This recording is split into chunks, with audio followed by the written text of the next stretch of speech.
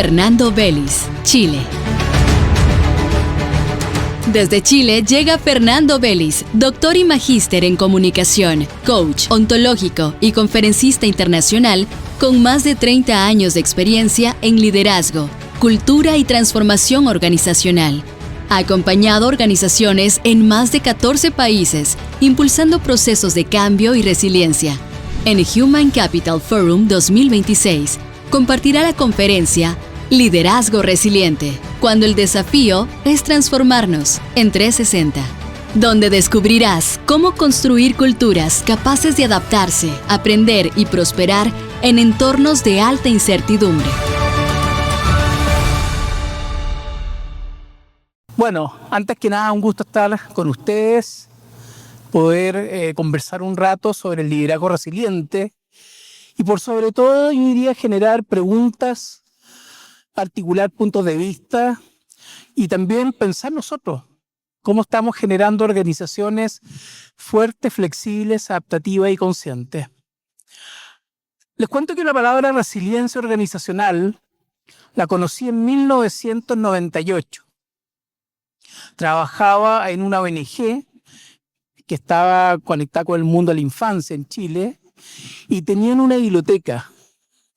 Entonces yo siempre iba a la biblioteca y un día veo una revista que se llamaba Resiliencia.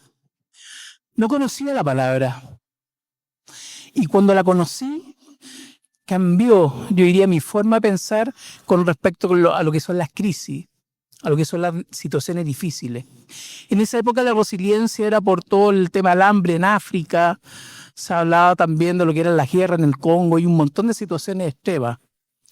Pero con el tiempo fui entendiendo que la resiliencia podía entrar en muchos campos.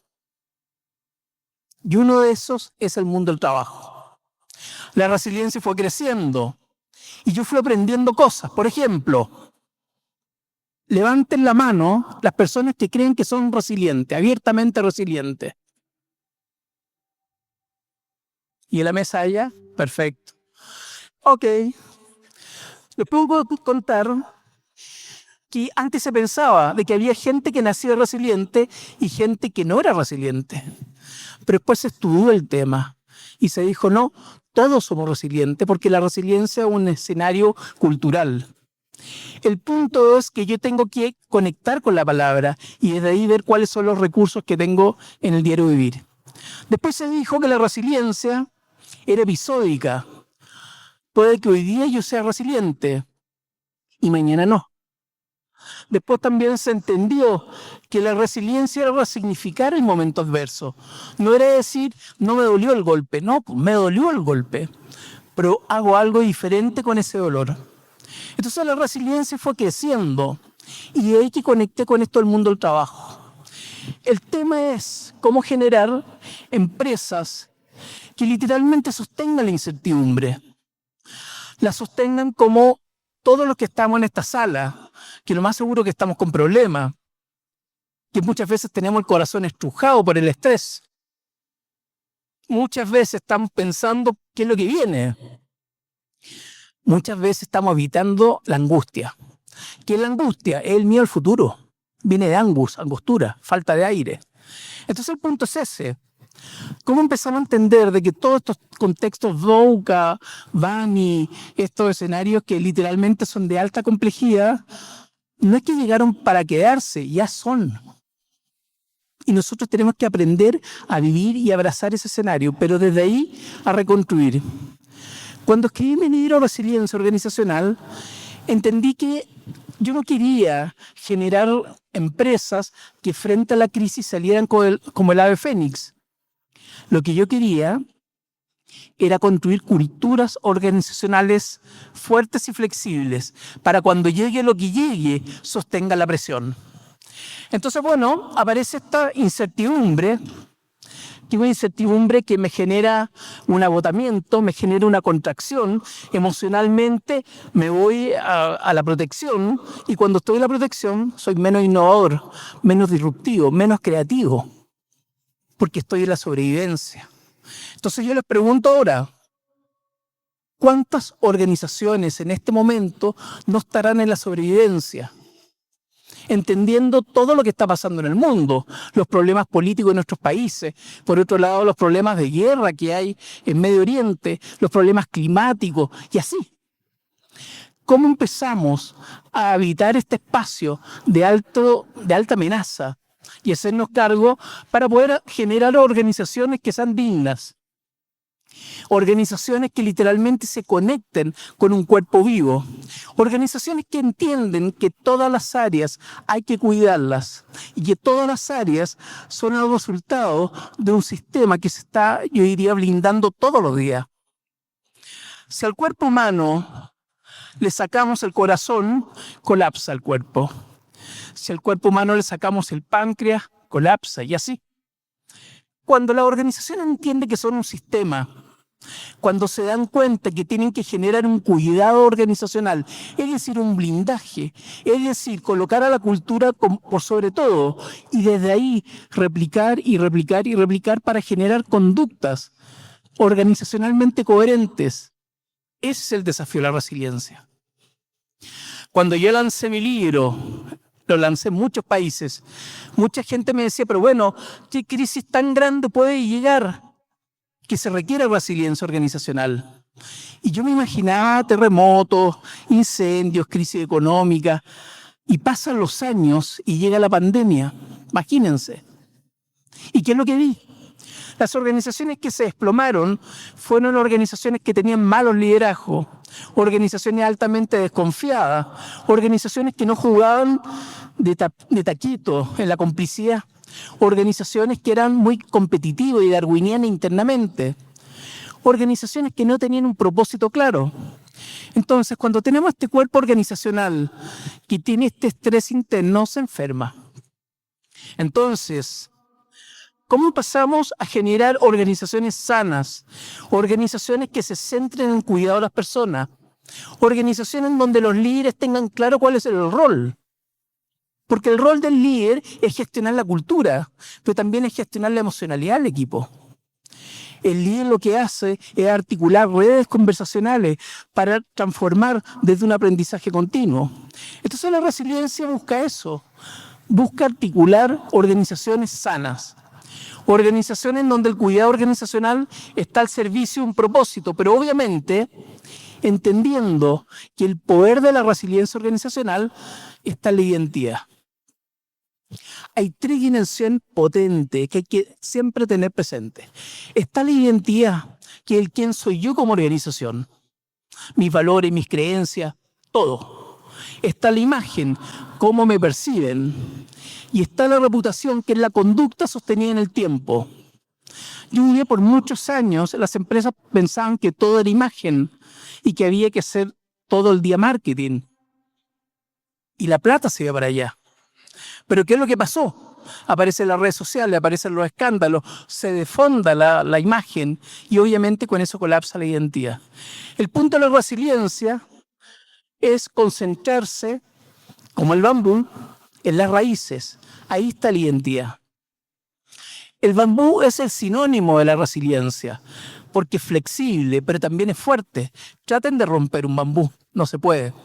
Cuando uno coloca la semilla al bambú, este bambú crece, les diría, lo primero que crece no es el tallo. Pasan años y crece el tallo. Lo primero que crecen son las raíces. ¿Y qué son las raíces? La identidad. Entonces, el mundo del trabajo yo diría que está muchas veces buscando una forma de entender este relacionamiento interno que sea grato. Obviamente que las organizaciones que son inflexibles, refractarias, reaccionarias a los procesos de cambio, sufren más en tiempos como estos, tiempos Bani. Pero las organizaciones que están en el juego, en la colaboración, en el propósito compartido, que articulan una emocionalidad que literalmente es compartida, obviamente que los resultados son otros. Entonces, ¿cómo generar empresas fuertes, flexibles, adaptativas y conscientes con flexibilidad? ¿Cómo entender que los procesos de transformación cultural son el resultado de tres palabras muy importantes? Uno, que es lo ontológico. Lo ontológico es la transformación del ser. Porque si yo quiero cambiar es desde adentro hacia afuera, es del ser al hacer. Por otro lado está lo axiológico, que son los valores. ¿Y qué son los valores? Son nuestras creencias que van a prácticas conductuales. Y lo tercero, lo noceológico. ¿Y qué es lo noceológico? El estudio del conocimiento. Para generar flexibilidad se requiere un conocimiento nuevo, renovado, continuo. Y eso surge ya no de equipos de trabajo. Eso surge de verdaderas comunidades de aprendizaje. Entonces, todo lo que estamos conversando ahora está al servicio de organizaciones que en realidad son espacios que están mutando. Por eso que yo les pregunto a ustedes, ¿cuánto están escuchando la organización en la que están hoy día? ¿Cuánto están escuchando sus equipos de trabajo? ¿A sus pares? ¿Cuántos están escuchando ustedes sobre cuál es su rol como líderes? O toda la gente que está acá que es de gestión humana. Está lleno de empresas que piensan que gestión humana es regalar un vasito con la marca de la empresa y con un pendrive y que con eso es su cultura. Eso no es nada. La cultura es el compromiso que va a la coherencia conductual. La cultura se reconoce en el día a día, en las relaciones. Pero para eso tenemos que entender el liderazgo desde otro lugar. Porque en la época de la revolución industrial, las máquinas a vapor, que eran gigantes, se trabajaban con músculo.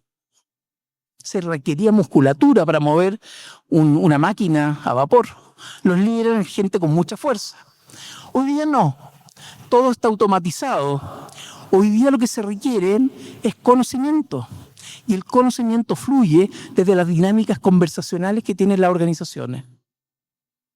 Y como dice nuestro querido Humberto Maturana, o como dijo, la conversación es una danza, es un ir y venir entre el hablar y el escuchar.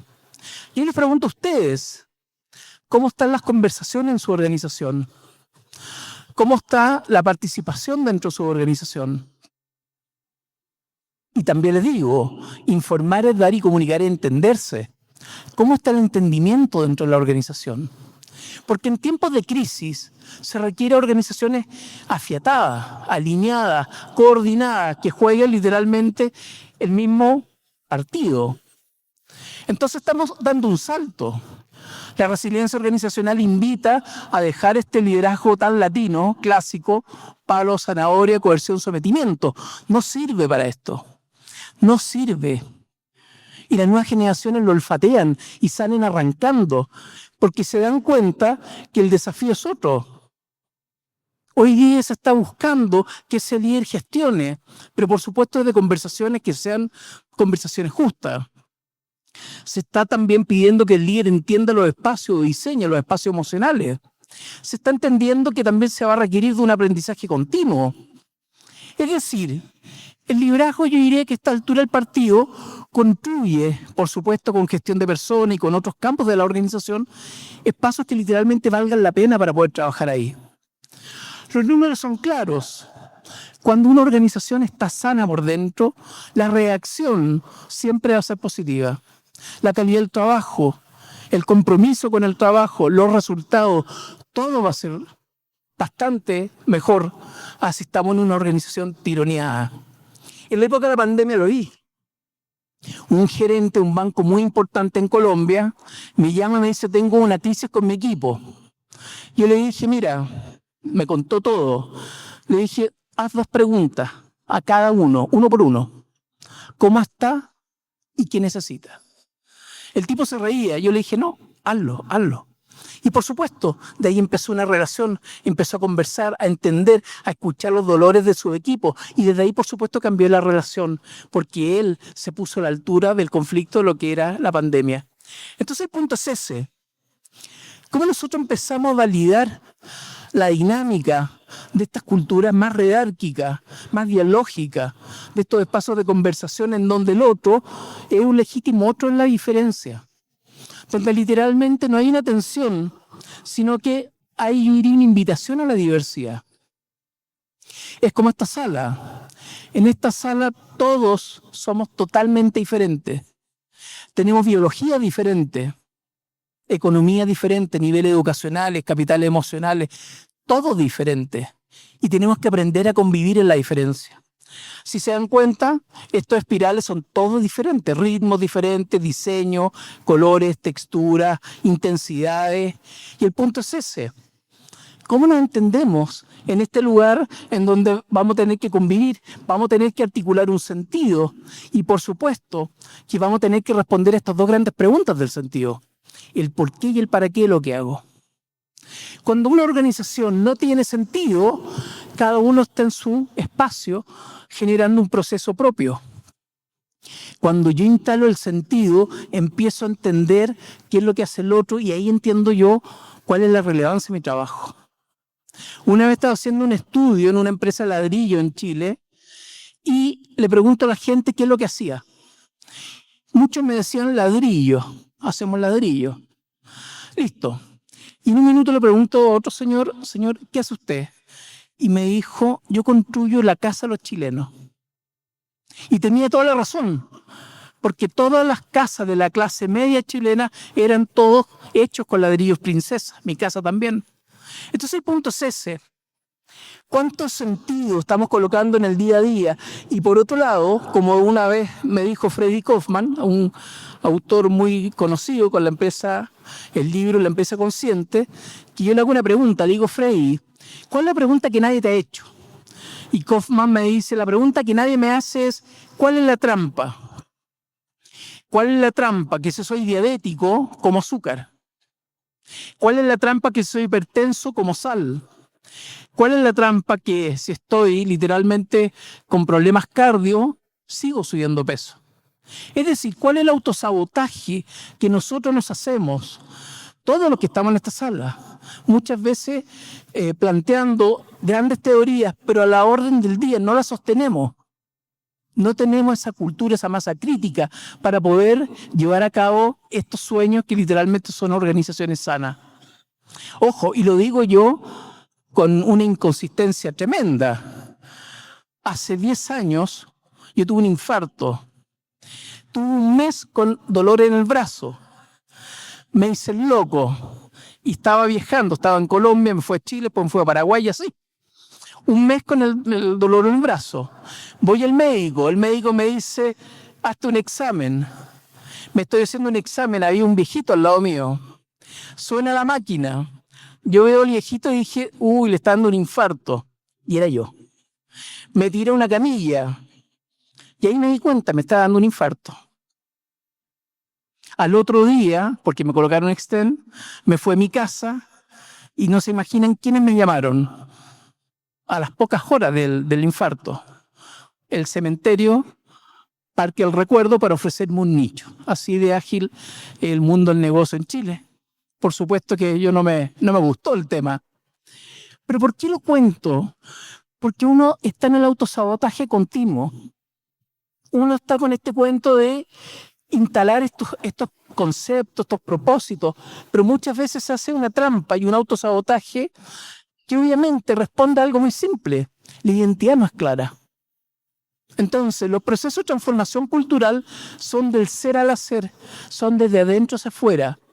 Y esto persiste en el tiempo en la medida que la identidad es clara y es compartida. Entonces, la resiliencia organizacional conecta con todo esto. Pero el líder es fundamental, porque el líder está construyendo relaciones todo el día. Los estudios dicen que un líder, durante el día, el 90% del día lo que hace es conversar. Conversa para dar contención, para frenar crisis, para articular nuevos propósitos, para generar espacios de aprendizaje. Entonces yo les pregunto a ustedes, ¿cómo son las conversaciones de ustedes? ¿Cuál es la calidad de las conversaciones que ustedes llevan a cabo? ¿Qué nivel de credibilidad tienen? ¿Qué nivel de convocatoria? ¿Cómo es la capacidad de escucha que tienen para poder sostener esas conversaciones? Por ejemplo, el mundo de los líderes con las conversaciones difíciles en América Latina es bastante regular. Nos cuesta tomar los fierros calientes. Nos cuesta hacernos cargo de las situaciones incómodas. Entonces el punto es ese.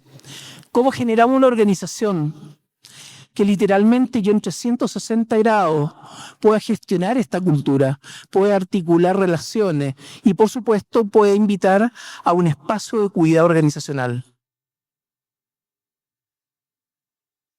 ¿Y por qué es tan importante la conversación desde una mirada más ontológica? Porque cuando yo veo en el otro una diferencia, pero lo veo como un ataque, no construye relación. Y la organización y los seres humanos nos relacionamos desde los vínculos. Esto no es entrega de información, no es contenido, no. No es mandar un correo electrónico, no.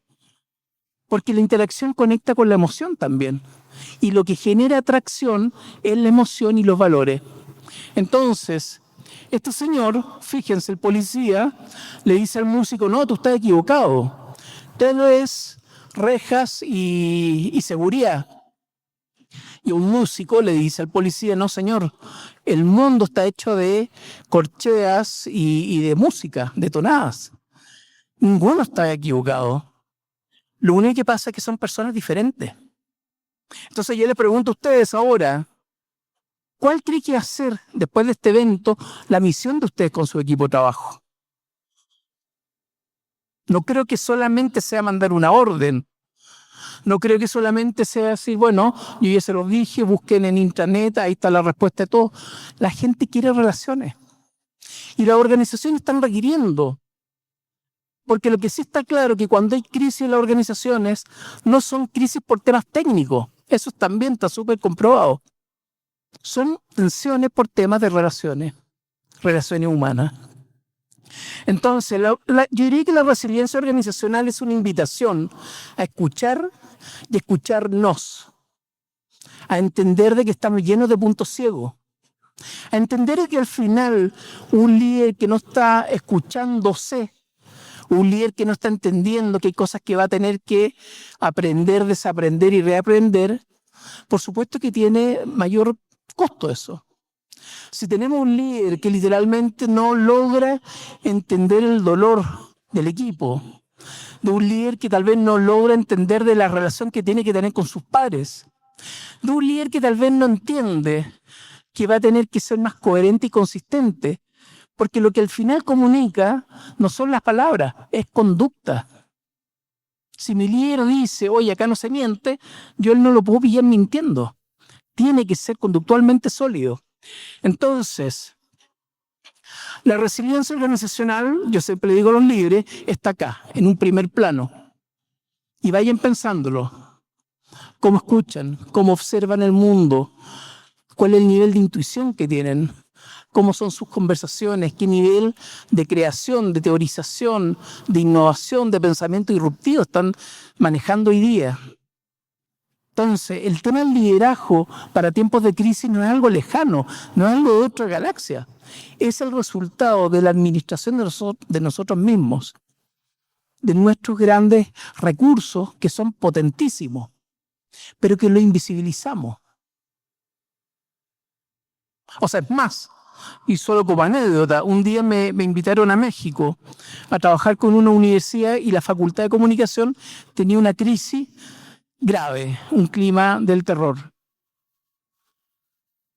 Todos pensaban de que iba a haber una charla magistral. Yo les dije, olvídense, lo más seguro es que ustedes deben saber mucho más que yo. Vamos a hacer algo más potente. Cerramos la puerta y yo les dije, vamos a conversar. Todos los que tienen temas pendientes, vamos a empezar a conversar. Se empezó a repartir vino, canapé, yo puse música. La decana quería salir arrancando porque tenía muchos problemas. Yo le dije, no, decana, acá estamos todos y nos vamos a dedicar a conversar. La conversación va a durar 20 minutos y después de eso van a diseñar futuras conversaciones y va a terminar con un abrazo, pero vamos a sostener la atención. Y por supuesto, tuvieron 2 horas, todos conversaban y se juntaban, terminaban y se iban con otro y así. ¿Qué aprendí? Que al final los líderes, si no tienen una comunicación que se forje en el coraje, no pasa nada. Entonces, ¿cómo empezamos a entender que lo que requerimos hoy día para procesos de resiliencia organizacional es de líderes que tengan un autoconocimiento superior al promedio? que entiendan todo lo que tienen que aprender, todo lo que tienen que desafiar, que vean sus luces y sus sombras y que entiendan al final del día que los seres humanos tienen que generar aprendizaje continuo para tener mejor calidad de vida. ¿Y por qué es tan importante? Porque como dice mi querido Rodrigo Rojas, chileno también, que va a dar una conferencia después, la gente no se va de la empresa por la mala empresa, la gente se va por el mal líder. Ese es el tema. Es más, yo he visto números, 85% de las personas se van por el mal líder. Entonces, ¿cómo empezamos a desafiarnos? ¿Cómo empezamos a desafiar nuestros propios juicios maestros? ¿Cómo empezamos a entender de que todo lo que viene de ahora para adelante está literalmente acá? Y que mis juicios me pueden gobernar y que con mis juicios puedo que yo me quede dando vueltas, mordiéndome la cola. O lo otro, que desafíe mis creencias y que me ponga a prueba. Entonces yo les pregunto a ustedes, ¿cuáles son los juicios maestros que en este momento los inmovilizan para poder sacar una mejor versión del liderazgo que tienen? ¿Qué les gustaría desafiar? ¿Qué les gustaría dejar atrás? ¿Qué están dispuestos a hacer para tener esta mirada sistémica? Esta mirada en donde literalmente no solamente yo veo una rodilla del elefante, no solamente veo un colmillo, yo veo todo el elefante. Y desde ese sistema yo sé cómo relacionarme. Entonces, la invitación del liderazgo resiliente es a construir marca personal. Pero no estoy hablando de marca personal de cómo vestir, cómo peinar, porque yo en algún minuto tuve pelo. No. La marca personal es cuál es mi consistencia, cuál es mi diferencia con el resto.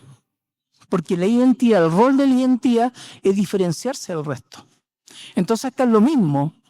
¿Cómo voy yo para ver un liderazgo que literalmente sea justo, que sea un liderazgo atractivo a nivel de reflexión, a nivel de preguntas diferentes? Entonces, para eso requerimos de un aprendizaje continuo que está dado desde una flexibilidad superior al promedio. Hay palabras potentes que ayudan en todo este proceso. Por ejemplo, el kintsukuroi, que es una palabra que viene de la cultura japonesa. Los japoneses dicen que cuando hay una crisis, se rompe esta vasija de greda, dos posibilidades: o botamos la vasija y compramos una nueva, o tomamos esa vasija, la parchamos, ellos lo hacen con oro, con plata, y desde ahí honran la caída, honran la crisis, honran la fisura, no la esconden. Entonces los japoneses dicen, no somos lo que logramos, somos lo que superamos. Entonces, está llena de organizaciones, y lo visto, que sus momentos más difíciles los transforman en memoria.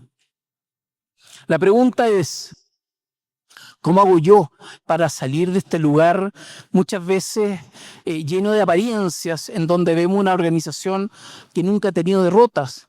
¿Cómo generamos aprendizaje con todo esto? ¿Y cómo empezamos a entender que la resiliencia, este es el modelo, les cuento de mi libro, Liderazgo Resiliencia Organizacional, se llama Modelo MAR, en donde el tema es generar un blindaje en donde literalmente hay preguntas que son fundamentales. Y piénsenla ustedes. ¿Quién soy yo en esta organización? Yo siempre soy de la idea que hay que trabajar con sencillez, pero con profundidad. Pregunta limpia. ¿Quién soy yo? ¿Qué tengo en esta organización? ¿Qué quiero hacer en esta organización? ¿Qué puedo hacer en esta organización? Y todos nosotros juntos podemos hacer algo. ¿Qué podemos hacer? Entonces, la resiliencia es una invitación a pensar el sistema y entender que en procesos de transformación hay dos preguntas fundamentales que hay que hacerse. ¿Qué quiero cambiar? Pero hay una que es más potente. ¿Qué quiero preservar? ¿Qué quiero cuidar? Y fíjense, la resiliencia coloca a las personas en el centro, coloca factores críticos de éxito. Pero lo más importante, la resiliencia está al servicio de la expansión de las personas. El punto no es colocar un techo para que la gente crezca. El punto es colocar un piso para que literalmente esto se expanda. Entonces, los líderes yo diría que tienen un gran desafío, porque tienen que entender que la identidad es el gran capital. Pero para eso hay que aprender. Y el aprendizaje es fundamental. Un ejemplo. Si subimos a este edificio en la noche y nos tiramos de espalda y vemos las estrellas, cada uno va a hablar de 4 o 5 estrellas. Pero si mañana, al otro día, vamos con un astrónomo al techo a mirar, el astrónomo nos va a hablar de 500 estrellas y 300 galaxias. Y con eso nuestra forma de relacionarnos con el mundo de la astronomía es mayor. Entonces, ¿cómo empezamos a aprender? ¿Cómo empezamos literalmente a soltar las respuestas hechas? ¿Cómo empezamos a soltar los tips? ¿Cómo empezamos a soltar esto que buscamos muchas veces con inteligencia artificial, de pensar de que todo tiene una solución y que yo, como líder, no tengo un impacto para poder generar en mi organización? ¿Por qué es tan desafiante esto? Porque somos seres emocionales, porque las cosas nos duelen, porque las cosas nos importan. Entendiendo que las emociones no son ni buenas ni malas, las emociones son, pero la emoción nos mueve. Entonces yo les pregunto ahora, ¿en qué emoción está la organización de ustedes hoy día? Entendiendo que la emoción, si pasa mucho tiempo, se transforma en un estado anímico. Que si yo, después de la crisis, yo vi mucha empresa que estuvo con grandes problemas, pero empezaron a administrar esta crisis por mucho tiempo y la gente vivía en el miedo. Entonces el punto es ese, ¿en qué emoción están hoy día? ¿En qué emoción les gustaría tener a la organización? Esto es una opción. ¿Yo cómo me quiero vivir la vida? O literalmente en la crisis permanente o viendo soluciones. Por eso que hoy día, desde el mundo del management, aparece, por ejemplo, la indagación apreciativa, que es una forma de entender los escenarios disruptivos con otros valores, en donde el punto no es solamente lo que me está faltando, sino también lo que yo logro, lo que son mis beneficios, mi valor agregado. Desde el alto desempeño, Marcial Lozada, un teórico, habla de la conexión emocional de los equipos. Entonces, vayan entendiendo, todo lo que nosotros estamos planteando hoy día, que van a escuchar a lo largo del día, está al servicio de eso. No de robots, sino que de personas que les pasan cosas. Como dijo un autor por ahí, no es que solamente son los colaboradores o trabajadores, no es que solamente son los líderes, es que aparte esos son ciudadanos, son vecinos, son hermanos. Es más complejo este cuento, es más profundo este tema.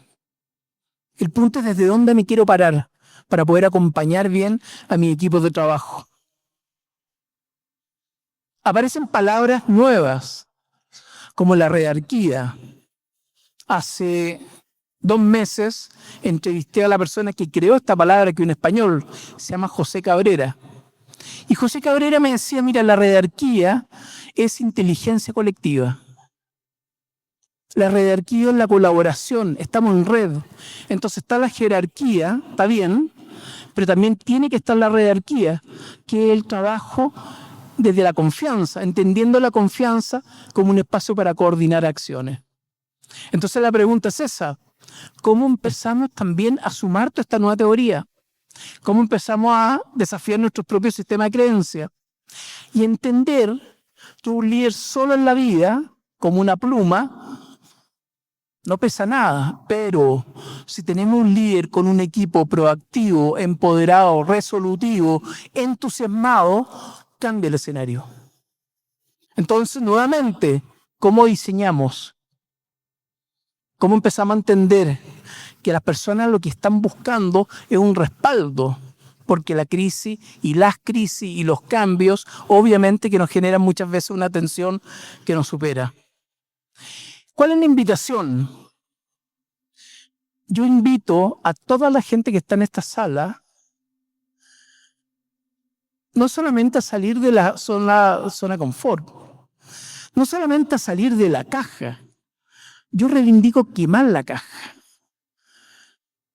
Porque lo que hoy día se está requiriendo, yo diría que tiene un alto nivel de exigencia. Se están requiriendo nuevas preguntas, nuevos paradigmas, nuevas emociones, nuevas formas de liderar, nuevas formas de comunicar. Entonces, administrar lo que hemos estado haciendo durante los últimos 20 años, yo siento que no está a la altura de lo que se requiere. Por eso que la transformación no es en otro. La transformación es mía. Porque yo no puedo dar lo que no tengo. Los estudios plantean que el 70% de los problemas de transformación cultural es porque el líder no sabe transformar. Sí. Ese es el tema. En América Latina, el 93% de las empresas no cumple su planificación estratégica. 93% no la cumple. Entonces, ¿cómo salimos de ese lugar que es grato? Y que Freddy Kaufman nos dice, ojo, eso es una trampa. Van al despeñadero, hagan las cosas desde otro lugar, pongan un freno a mano, háganse preguntas, aprendan cosas nuevas. Les quiero mostrar casos de empresas que están en crisis. Esta empresa se llama SIC. Tiene más de 120 años en Chile, de muebles. Todos los chilenos tenían muebles SIC, todos. Yo tenía una cama, un escritorio y así, eran baratos y buenos. En un minuto aparece el mercado chino, con maderas prensadas. Y sí que estaba complicado. Estaba muy complicado. Entonces dice, vamos a tener que dar un salto, vamos a tener que cambiar la cultura, vamos a tener que cambiar el modelo de negocio, la estrategia y todo. Pero en realidad no tenemos muchos recursos. Entonces nos dijeron, ya, ¿qué podemos hacer con estos recursos? Y nosotros le dijimos, escuchemos a la gente, conozcamos a la gente, entendamos quiénes son su contraparte. Hicimos un estudio en donde literalmente empezamos a escuchar todos los temas de los trabajadores de SIC. Todos. Problemas de alcoholismo, problemas de droga, pero por otro lado problemas de temas de salud, de educación. Cómo entender a las personas que están trabajando en SIC y desde ahí apoyarlas y desde ahí, por supuesto, empezar a construir una comunidad de trabajo diferente. Y fue un súper proyecto y fue tremendo, porque lo que se hizo fue colocar dentro del modelo MAR, que está el tema de la comunicación, que fue ampliar la escucha.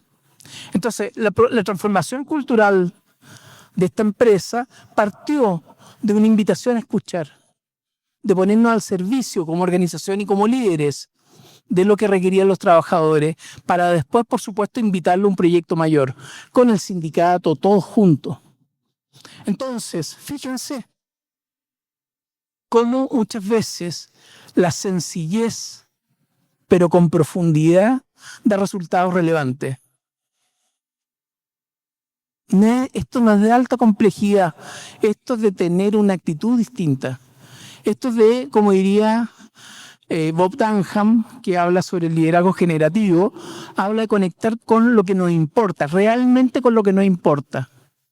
Y acá esa es la invitación. Esta es una empresa que se llama Yerdao Asa. Yerdao Asa era una empresa en donde cuando íbamos los consultores a reuniones, había unos muros chiquititos. Entonces uno estaba en la reunión con gestión de personas y llegaban trabajadores por todos lados y se metían a las reuniones y todos escuchaban. Entonces yo le decía al gerente, oye, ¿no será mucha gente? Acá hay 15 personas en la reunión. Me decían, no, Fernando, acá todos les gusta aprender y lo que aprenden se los comparten a sus compañeros. Bueno, estamos hablando de una empresa plana. Estaba la línea gerencial y el resto eran todos trabajadores ultra capacitados y muy empoderados. Llegó el terremoto del 2010. Se cayeron 2/3 de la industria. Fue terrible. Nos llaman a todos y nos dicen, tenemos que juntarnos con ustedes en la cancha de fútbol. Están todos los trabajadores. Y los trabajadores, con toda la información que manejaban, ellos entendían el modelo de negocio, entendían todo, empezaron a tomar decisiones. Sus líderes estaban en Europa negociando no me acuerdo qué, pero ellos empezaron a resolver todo. Todos los grandes temas, ojo, del negocio, de a los que se les cayó la casa, a los que no tenían comida, y entre todos empezaron a opinar. Eso es inteligencia colectiva. Pero eso viene de gente que está capacitada, de gente que está entrenada para resolver, gente que tiene poder y va a la acción. Es un perfil resolutivo.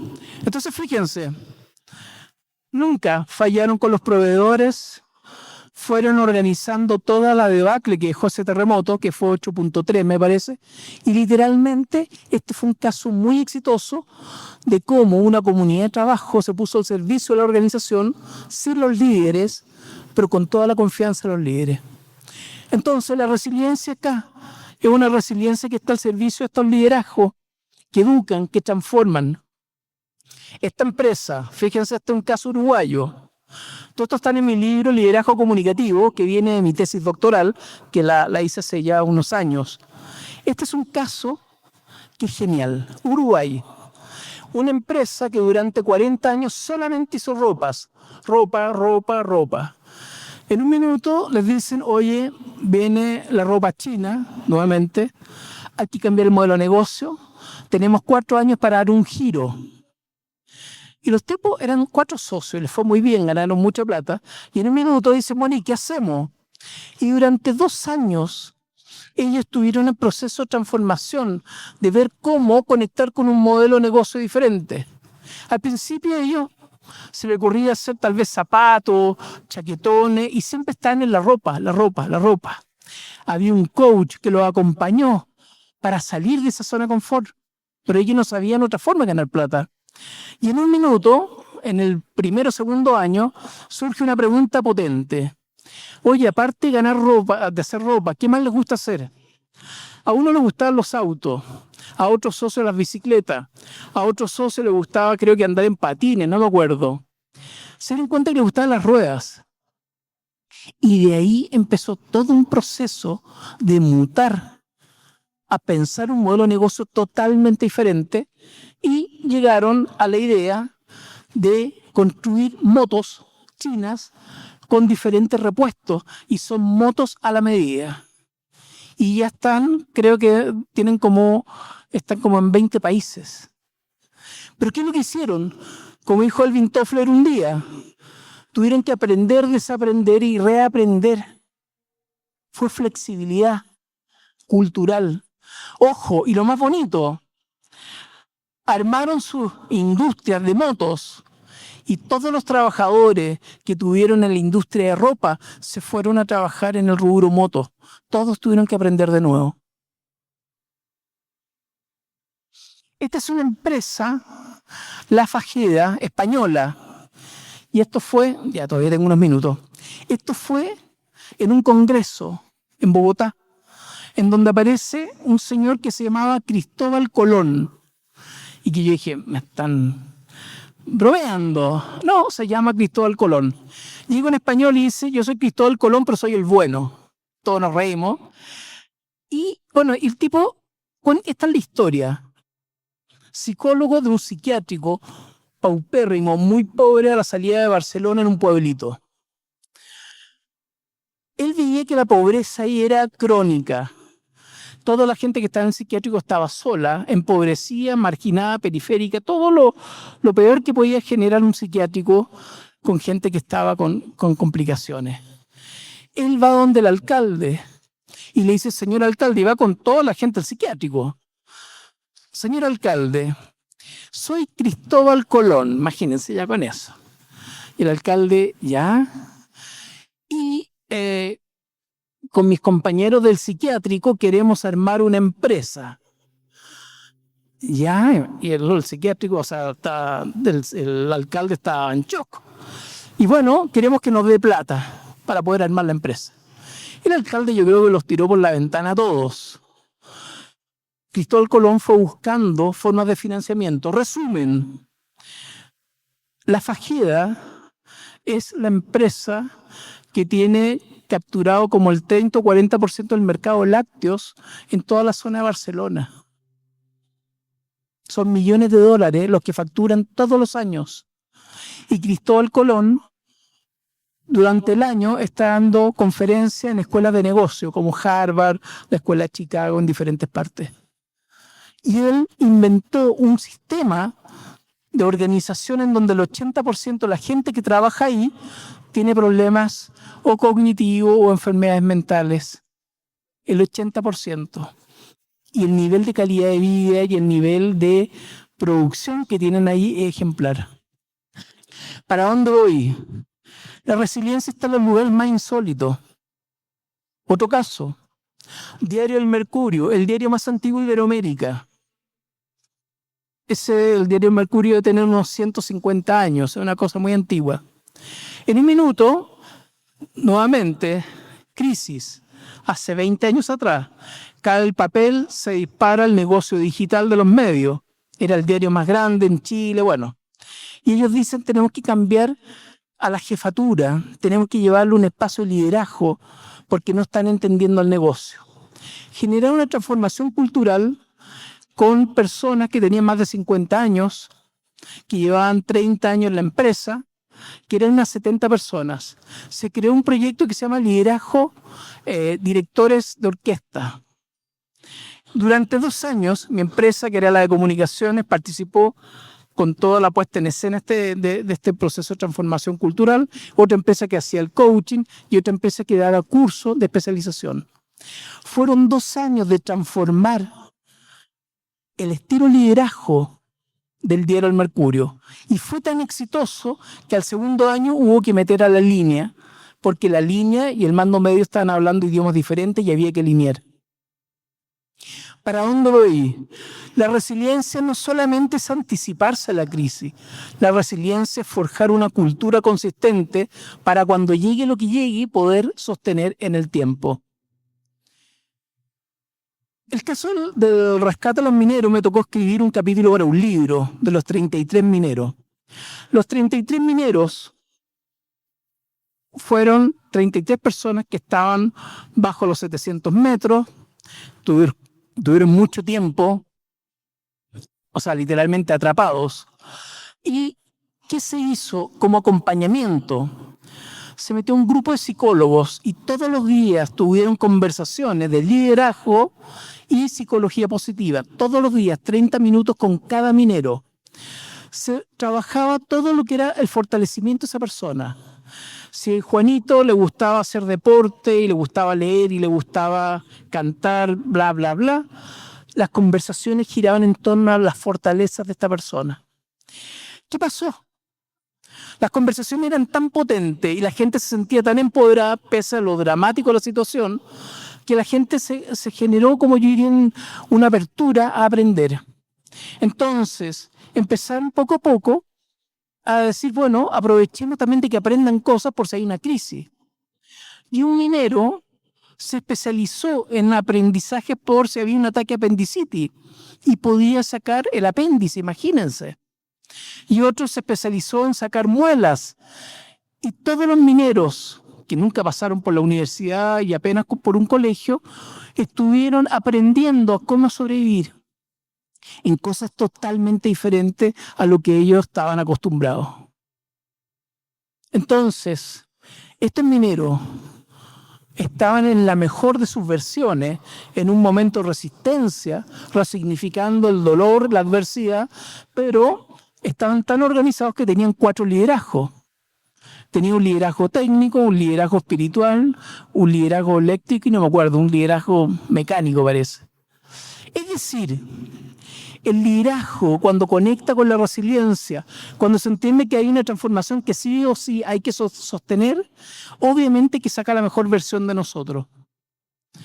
Y creo que el mejor ejemplo de todo lo que estoy planteando lo viví con la pandemia, que mis libros se pusieron de moda. ¿Pero por qué? Porque yo creo que la gente estaba tratando de entender cómo sostenemos esta crisis, totalmente atípica. Y como les conté al principio, por lo general, todas las organizaciones que yo sentía que tenían liderazgo clásico, de estos un poco fosilizados, reaccionarios, bastante como, yo diría, rígidos, tuvieron crisis y que se potenciaron por 100. Pero todas esas organizaciones que literalmente tuvieron estos liderazgos que supieron acompañar, que supieron indagar, que supieron levantar información, que supieron sostener y ponerse al servicio, obviamente que todo cambió. Entonces el tema no es solamente información arriba de la mesa, el tema es un tema ético. Y la ética conecta con el bien común. Entonces, cuando nosotros empezamos a generar, y he visto muchas escuelas de liderazgo, se piensa que todo esto se resuelve con tips o con tecnicismo. Y el punto es otro. El punto es cómo generamos personas que literalmente tengan un desarrollo, una expansión, que hagan que cuando impacten en grupos de trabajo den su mejor versión. Y como dijo un día Marcel Proust, el verdadero viaje al descubrimiento no consiste en buscar nuevos territorios, sino en tener nuevos ojos. Yo creo, y la invitación de mi conferencia, es a que resignifiquemos lo que hoy día estamos entendiendo por liderazgo, a que nos salgamos de la cajita, a que nos dejemos de administrar el metro cuadrado y literalmente abramos la conversación a preguntas que sean significativas y que literalmente pongan a los líderes en los lugares que se requieren, que sean los estratégicos, pero que literalmente generen un movimiento en la aguja, porque eso es lo que está esperando la gente. Me toca hacer mucho coaching y yo escucho a la gente y la gente está todo el día pidiendo liderazgos que tengan, yo diría, un espacio de reflexión mayor y de acción mayor. Bueno, voy aterrizando. Espero que todo lo que se planteó acá esté al servicio de preguntas nuevas, de tironear un poco el mantel y de ponernos también al servicio de diseñar culturas organizacionales fuertes, flexibles, adaptativas y conscientes. Muchas gracias.